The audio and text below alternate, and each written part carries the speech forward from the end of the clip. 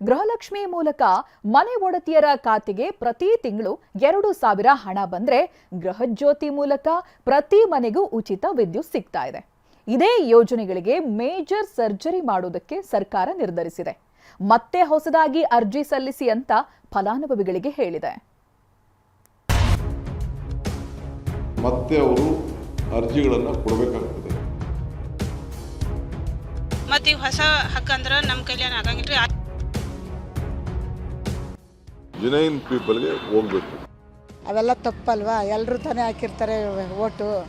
ಕೊಡ್ತೀನಿ ಅಂತ ಹೇಳಿದ್ಮೇಲೆ ಎಲ್ರಿಗೂ ಕೊಡಬೇಕು. ಈಗ ರಾಜಕೀಯ ಗೆದ್ದಾರ ಈಗ ನಾವು ಹ್ಯಾಂಗ್ ಮಾಡ್ರೆ ನಡೀತಾ ಅಂತ ನಡ್ಸೋಗತ್ಯಾರ.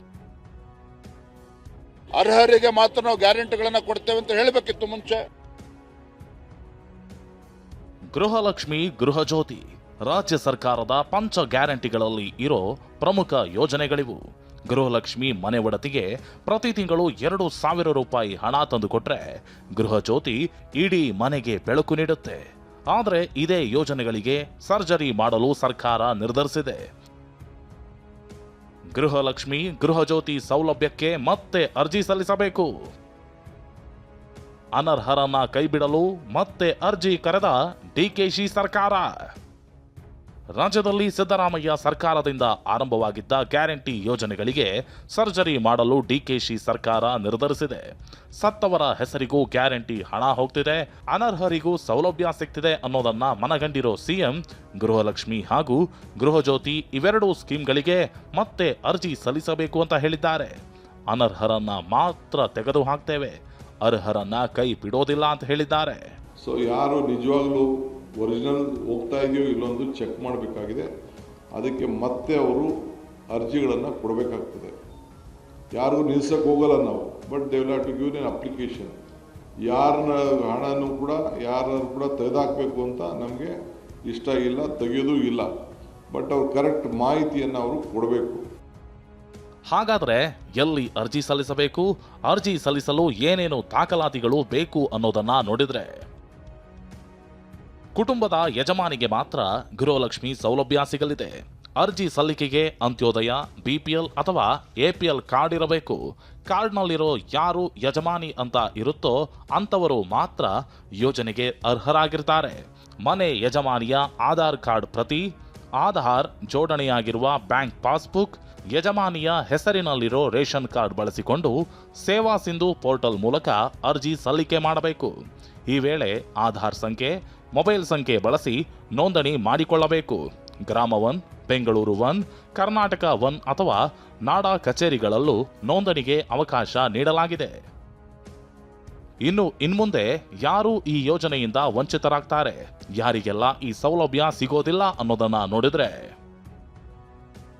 ಯಜಮಾನಿ ಆದಾಯ ತೆರಿಗೆ ಪಾವತಿದಾರ ಆಗಿದ್ರೆ ಅಥವಾ ಪತಿ ಆದಾಯ ತೆರಿಗೆ ಪಾವತಿದಾರರಾಗಿದ್ರೆ, ಇನ್ನು ಯಜಮಾನಿ ಅಥವಾ ಯಜಮಾನಿಯ ಪತಿ GST ಪಾವತಿದಾರ ಆಗಿದ್ರೆ ಇನ್ಮುಂದೆ ಈ ಯೋಜನೆಯ ಸೌಲಭ್ಯ ಪಡೆಯಲು ಅರ್ಹ ಆಗೋದಿಲ್ಲ. ಅಂಥವರನ್ನ ಸ್ಕೀಮ್ನಿಂದ ಅನರ್ಹ ಮಾಡಲಾಗುತ್ತೆ. ಸರ್ಕಾರದ ನಿರ್ಧಾರದ ಬಗ್ಗೆ ಫಲಾನುಭವಿಗಳು ಆಕ್ರೋಶ ಹೊರಹಾಕಿದ್ದಾರೆ. ಹೊಸ ಅರ್ಜಿ ಹಾಕಕ್ಕೆ ಹೇಳಿದಾರೆ ಡಿ ಕೆ ಶಿವಕುಮಾರ್ ಅವರ. ಪೈಲನ ಅರ್ಜಿ ಹಾಕಿದೆವು, ಅದ ಹಾಕೋಕೆ ನಮ್ಗೆ ಭಾಳ ತರಸಾಗಿತ್ತು ರೀ. ಮತ್ತು ಈಗ ಹೊಸ ಹಕ್ಕಂದ್ರೆ ನಮ್ಮ ಕೈಲಿ ಆಗಂಗಿಲ್ಲ ರೀ. ಅದು ಏನೈತಿ ಅದ್ರ ಮ್ಯಾಗ ಕಂಟಿನ್ಯೂ ಮಾಡಿರಿ. ಯಾರು ಯೋಗ್ಯರದಾರ ಯಾರಿಲ್ಲ ನಾವು ಪರಿಷ್ಕರಣೆ ಮಾಡ್ತೀವಿ ಇದೆಲ್ಲ ಹೇಳೋದ್ರಿಂದ ಮತ್ತು ಎಲ್ಲ ಈಗ ಭಾಳಷ್ಟು ಮಂದಿ ಬಡ್ರ ಜನ ಹೆಣ್ಮಕ್ಳು ಅವರು ಅನಾರೋಗ್ಯಸ್ಥರು ಇರ್ತಾರೆ. ಎಲ್ಲರಿಗೂ ಈಗ ಮನವಿ ಹಾಕಕ್ಕೆ ಹೋಗ್ಲಿಕ್ಕೆ ಆಗಂಗಿಲ್ಲ. ಈಗ ಮತ್ತಿದೆ ಹೊಸದಾಗಿ ಮತ್ತೆ ಯಾಕೆ ಇದು ಮಾಡಬೇಕು ಅನ್ನೋದು ನಮ್ಮದು. ಅಂದ್ರೆ ಆಲ್ರೆಡಿ ಈಗ ಎಲ್ಲರಿಗೂ ಸಮಸ್ಯೆ ಆಗ್ತೈತಲ್ಲ. ನಿಮಗೆ ಡೇಟಾ ಅಂಕರು ಇರ್ತೈತಿ ರಾಜ್ಯ ಸರ್ಕಾರದ ಕಡೆ. ಅಂದರೆ ಯಾರು ಯೋಗ್ಯರು, ಯಾರು ಅದಕ್ಕೆ ಅನರ್ಹರು ಅನ್ನೋದು. ಆ ಪ್ರಕಾರ ನೀವು ರದ್ದು ಮಾಡ್ಬೋದು ಕೆಲವ್ರನ್ನ, ಆದರೆ ಎಲ್ಲರಿಗೂ ಸಮಸ್ಯೆ ಆಗಬಾರ್ದು ಅನ್ನೋದು ನಮ್ಮ ವಿಚಾರ. ಅವೆಲ್ಲ ತಪ್ಪಲ್ವಾ? ಎಲ್ಲರೂ ತಾನೇ ಹಾಕಿರ್ತಾರೆ ಓಟು. ಎಲ್ರಿಗೂ ಕೊಡಬೇಕು. ಕೊಡ್ತೀನಿ ಅಂತ ಹೇಳಿದ್ಮೇಲೆ ಎಲ್ರಿಗೂ ಕೊಡಬೇಕು. ಇವೆಲ್ಲ ಬೇಡ. ಎಲ್ಲ ಚೆನ್ನಾಗಿರ್ಬೇಕು, ನಾವೊಬ್ಬರೇ ಚೆನ್ನಾಗಿರ್ಬೇಕು ಅನ್ನೋದೇನಲ್ಲ. ಎಲ್ಲರೂ ಚೆನ್ನಾಗಿರ್ಬೇಕು. ಎಲ್ಲ ಕಷ್ಟಪಟ್ಟೆ ಇರೋದು. ಈ ದಿವಸ ಸಿದ್ದರಾಮಯ್ಯ ಇದ್ದನು, ಈ ಸಿದ್ದರಾಮಯ್ಯ ಹೋದರು. ಈಗ ಮತ್ತೆ ಹೊಸ ಅಧ್ಯಕ್ಷ, ಈಗ ಹೊಸವ್ರು ಬಂದು ಹೊಸದ ಅಧ್ಯಕ್ಷ ವಹಿಸ್ಕೊಂಡು ಅವ್ರು ಹೊಸದು ಇದು ಮಾಡಿ ಕಸಿಂದ ಹೊಸ ಕಾನೂನು ತೆಗಿತಾ ಇದ್ದಾರೆ.